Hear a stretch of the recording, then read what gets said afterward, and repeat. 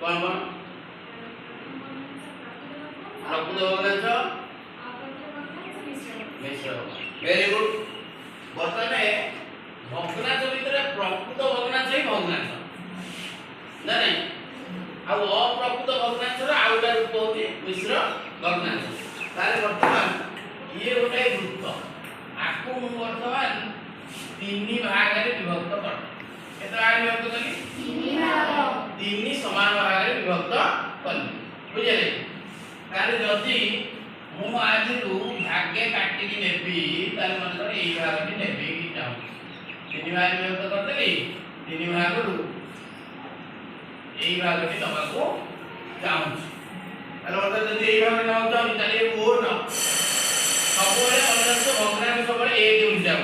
ताले मोट हो दिए ताले एटा केते हो भग्नांश रे प्रकाश केते हो तो 3 एक विभक्त 3 तार अर्थ कोन तीन भाग रु एक भाग ना नहीं अच्छा ये रहा वृत्त ताले मने करो मु पूरा आयताकार क्षेत्र कली एक आयताकार क्षेत्र अंकन कली ताकू कोन कली ना समान मने कर 2 3 4 6 भाग प्राय क्षेत्र जब समान केते भाग करी 6 भाग करी 6 भाग को कोन करबी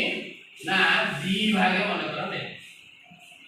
6 भाग केते भाग नेली 2 भाग ताली ये वर्तमान भग्नांश प्रकाश करे कोन हो एटा